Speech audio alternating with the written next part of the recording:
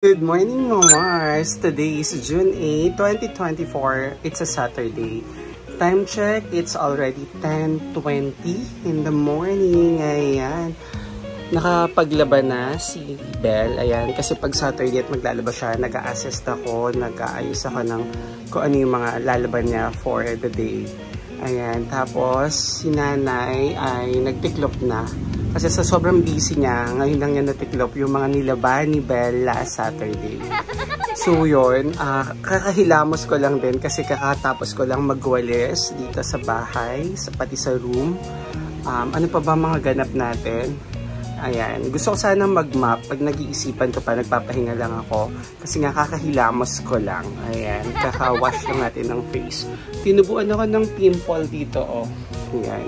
Pero sabi, di ba, wag daw ipiprick. Ayan, kahapon nagulat ako, parang bigla na lang siyang bigla na lang siyang, what do you call it?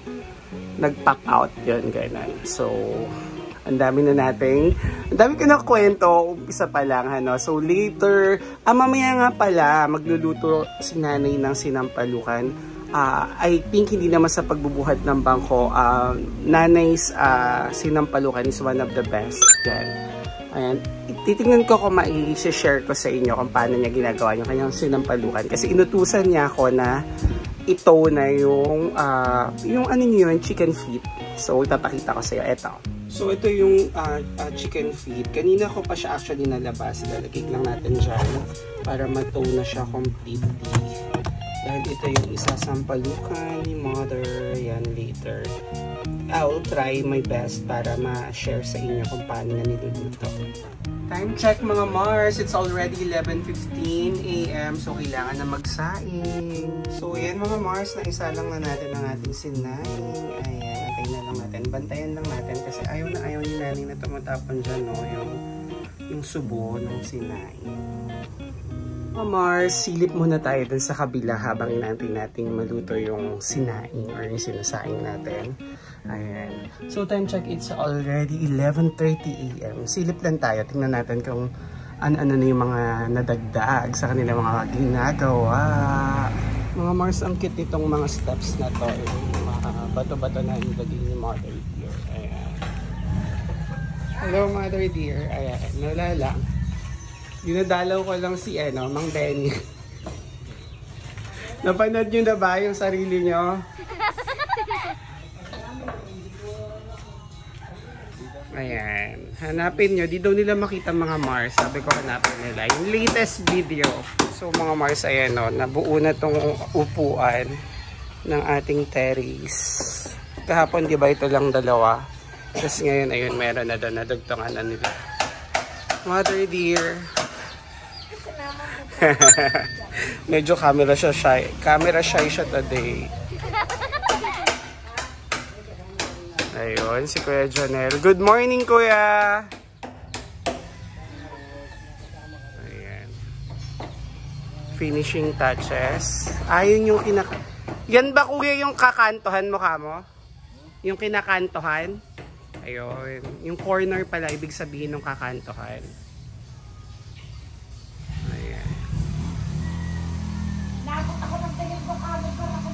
Ayan. Sa isip ko lang pumasok yung tubig. Ayan. Pasok tayo dito. Ayan.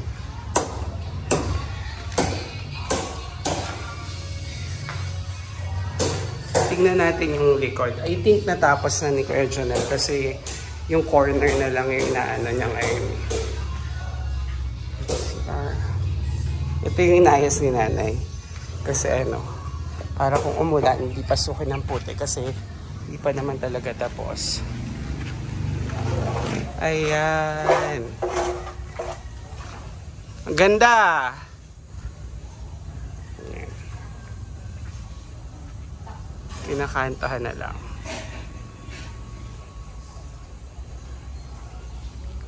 Ayun yung mga Mars, tingnan nyo yung mga alagang chika ni nanay at saka mga bibe. Ayan. Ito pa. Ayan, ganito sa farm, ganito sa mini farm pag hindi umuulan.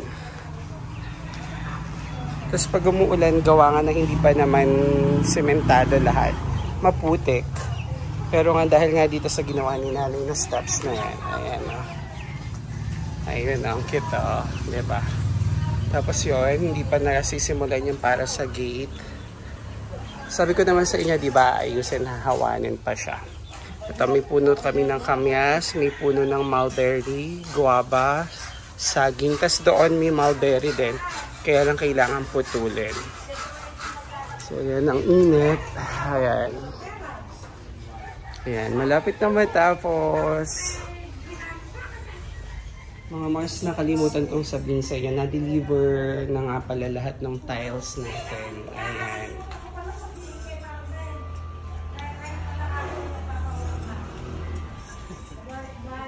So mga Mars, ayan, umuwi na si nanay. Mag-start na tayong lutuin ng kanyang specialty. One of her specialties ang sinampalukan. Una nga ay, yan, may luya tapos ihiwain yan, ganyan. So talaga hindi nababalatan pag sinampalukan yung luya, or pwede din? Pwede din, pag malinis yung balat. Okay, pag malinis yung balat, tapos sinugasan naman. Ayan, hiwa-hiwa. So yan na mga Mars, ang luya para sa sinampalukan. Ang bango ng luya. So yan, sinunod naman ni Mother ang sibuyas, 2 ganyang size. 1 kilo na chicken feet yung lulutuin ni Mother Dear. Mother Dear! Hi! Ayan, so talagang rekta siya from dun sa farm. Luto naman siya dito.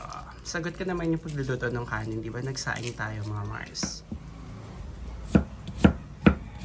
Ang tagal na ng sangkala natin. Ayan, Ang talim ng katsilyo. Tingin. Binili ko sa ukay-ukay. Ayan, may mga Japan-Japan sa palengke, di ba? So, kasunod naman ay bawang. Ayan, dinidiktik na ni Mother Dear ang bawang. Ayan. Siyempre mga Mars, hindi mawawala sa pagluluto ni Mother ang kanyang paborito. Ano to? Frying pan. Ano ba tawag dito? Kawali. Ayan. Hindi ko na malaman kung anong tawag. Kasi nga, iba na yung shape niya, Mother Dear. Parang kailangan na niya ng kapalit. So yan, pinapainit ang mantika. Ilagay na niya. Ano una yan? Bawang. Ayan. Ang tawag ng sangkot siya. Ayan, sinasangkot siya. Kunin mo yung manok ko. Ayan. Kukunin ko lang yung chicken sa loob. Yung pinalambot natin galing freezer. So ito na. Kukunin natin. Lalabas natin mga Mars. Hugasan pa ni Mother yung chicken. So yan, as you can see, nandyan na yung sibuyas, yung bawang, yung luya, sangkot-sangkot siya lang, halo-halo. Yan, makihalo na tayo.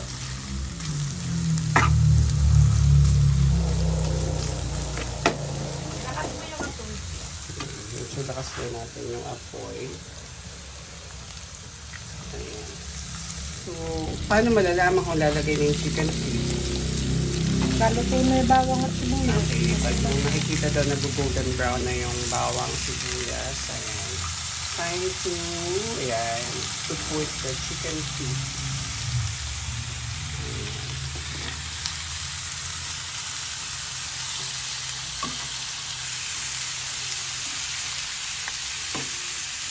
Tapos gano'ng karami tubig?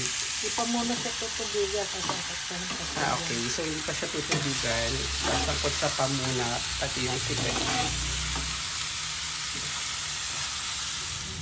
Tinapan muna for few minutes. Ayan. Para masangkot siyang maigi, mga Mars. Mga Mars, ayan. Nagprito din nga pala si nanay ng pork chop. Ayan. Tapos gagawa siya ngayon ng sausawan. Suka na may patis na sinibaw. Salagyan din ng sili. And basically, that's our for lunch. And that's our lunch, I mean. Yun yung suka namin, sukang paumbo. So mga Mars, ayan, nag-ani si nanay ng talong, siling panigang at saka dahon ng sili. Itong dahon ng sili at saka yung siling panigang ay gagamitin nga niya doon sa kanyang sinampalukang chicken feet. Mga Mars, after isang kutsa, isinalin ni nanay dito yung chicken sa kaldero. Ayan, bali dito na siya maluluto. Ilalagay na lang yung sili at saka yung siling panika.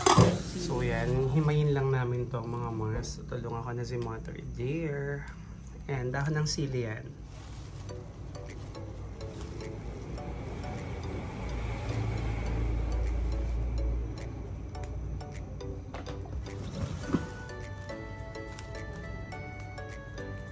Nulaklak pa. Kinulang pa. Maanghang to yung ano na to. Maanghang din.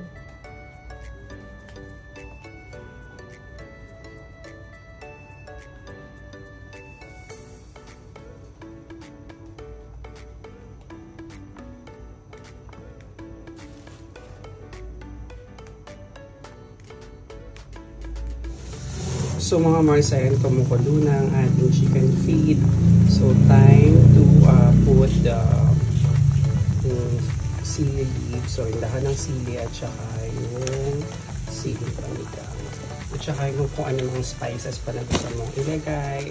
Ayan nga pala. So nilalagyan namin ng tamarind soup base ng Knorr baka naman. Ayan. Basa yung kamay ni Mother dear kasi multitasking siya. Ayan. Tsaka nga diba pag mainit ang panahon, sarap magbasa. Ako din ang binasa kay kanya. Kahit kasi June na, mainit pa rin mga Mars. Ayan. Mas masarap ba mas maasim? Ayan. Mas maasim, mas okay. Ayan, nilalagyan din ni Mother dear ng chicken broth cubes ng Northern. Ilan ilalagay? Dalawa. Yan, 2 chicken broth cubes. Isa pa.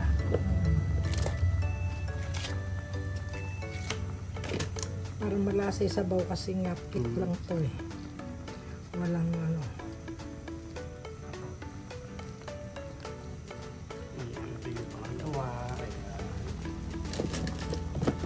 So mga Mars, dahil na-check ko na malambot na siya, so lalagay na natin itong sili. Ayan. Hindi naman natin kailangan pagtagalin ng sili dahil madali siyang maluto naman. So tatakpan na or ilulubog lang sa mga nakado. So finally, ayan, luto na mga Mars ko ang sinampalukang paa ng manok. Patis. Ayan, may patis. Siyempre, Bulakenyo. Walang sausaw, walang sili. Hi, Mother. Ayan, hi. Kakain na kami. So, finally, kakain na kami. Ayan, si Luis. Nawawala si Luis. Luis! Ayan, nakatago siya sa bote. Luis. Ayan. Ayan. Luis, okay. Ayan, kakain na kami mga Mars. Ayan, luto na finally. So, mga Mars, tikman natin yung sabaw. Harap. Tamang-tama yung asin, tamang-tama yung lasa ng niluto ni Mother dear. Sarap. Ayan. Pangalawang kuha ko na to ng rice, mga Mars ko. Ayan, si nanay din. So, kain na kami. So, ayan mga Mars, napalaban na naman tayo ng kainan over lunch. Ayan. Mother, kumakain pa. Mother. Hi. Ayan. So, katapos na. 3 hours later. Hello mga Mars, so samahan nyo ko, labas tayo, punta tayo ng Save More. Diba kahapon hindi ako nakabili ng noodles dahil sobrang traffic. So try kong sumingit, time is 2:35 PM. So baka medyo, maluwag-luwag naman ang daan. Bibilan na rin natin ng dog food si Shadow. Nandito pa lang ako sa garahe. So let's go. Parang uulan kaya dapat tara na talaga. Mga Mars, so far wala namang traffic, mabilis ang takbo ng lahat. I just don't know pag nandun na tayo sa Makapilapil, then San Juan, kasi yung 2 barangays na malapit sa bayan or sa poblasyon. Ayan. So pinili ko talaga yung time na 2:30 something, 2:37 na to be exact. Ayan, para alam niyo yun, kahit sa cashier hindi masyadong pila. Pag yung mga bandang 4 na kasi 5, medyo ang dami na rin tao. Ayan, tingnan nyo, makulimliman langit. Naway, hindi naman tayo abutan ng ulan. So mga Mars, dating gawin, sabi ko sa inyo, either Makapilapil or San Juan. Nandito na tayo ngayon sa San Juan. Ayan, medyo nag-build up kasi nga malapit na sa poblasyon, malapit na tayo sa Save More. Ayan. At saka pag may traffic enforcer, asahan yan. Charot! 2,000 years later. So mga Mars, dog food lang naman yung bibilin ko. At saka nga pala nito, so mabilis lang to. So mga Mars, ito yung noodles. Ang laki ng paka naman. So 6 nito yung kukunin natin mga Mars. Mga Mars, siyam na yung kinuha natin. Para madami-dami. So let's go, bayad na tayo. Yun lang naman yung bibili. Later. Pauwi na mga Mars. Ayan. Sana hindi tayo abutan ng ulan. Dadaan lang ako sa Rakape. Bibili lang tayo ng coffee. Wala lang. Parang masarap magkape. Yun. So, balitaan ko kayo pag nakauwi na ako sa bahay. Ayan. Ayan, tingnan mo ko siya. Pauwi na. So yan mga Mars, mocha latte yung in-order natin. Okay din naman. Tama yung sinabi ni Austin, yung barista na masarap nga din daw. Mocha siya pero alam niyo na nandun pa rin yung sipa nung coffee beans. So mga Mars, dito ko na rin pala i-cut mo na tong vlog natin, ng haba na nito. So see you in the next vlog. Mwah! Bye!